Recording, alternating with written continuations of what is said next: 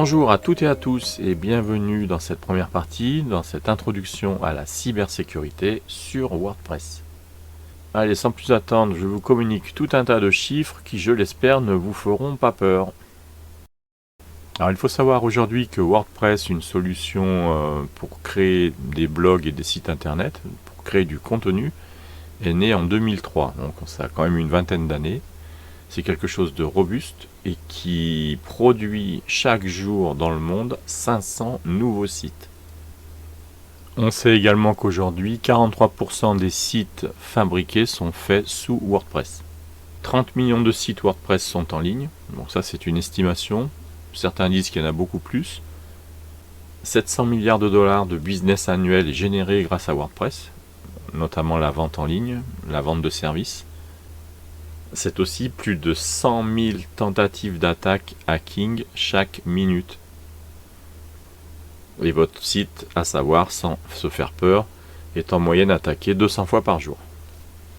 C'est donc en connaissance de ces marchés très juteux en milliards de dollars que les pirates, les hackers vont essayer donc de s'infiltrer, de s'introduire sur les sites, de récupérer des données, récupérer des codes d'accès, de rentrer sur les sites, de détourner des pages, afin d'obtenir des données confidentielles d'utilisateurs, de nos utilisateurs, des données bancaires essentiellement, dans la plupart du temps dans un but unique d'arnaque et de récupérer de l'argent.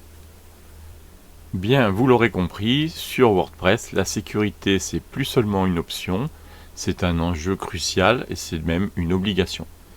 Imaginez à côté de mon village le collège Saint-Antoine, je l'appellerai, où une classe de 3e, essentiellement des filles, ont créé un blog sur WordPress.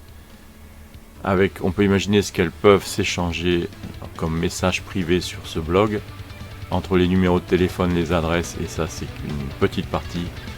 Imaginez des mots de passe d'administrateur ou d'utilisatrice en 4 caractères. On va retrouver du 1, 2, 3, 4, du P2P2, enfin bref, j'en passe. Il faudra penser également que les hackers ne cherchent pas que de l'argent. Et vous, votre mot de passe d'ailleurs, si on en parlait?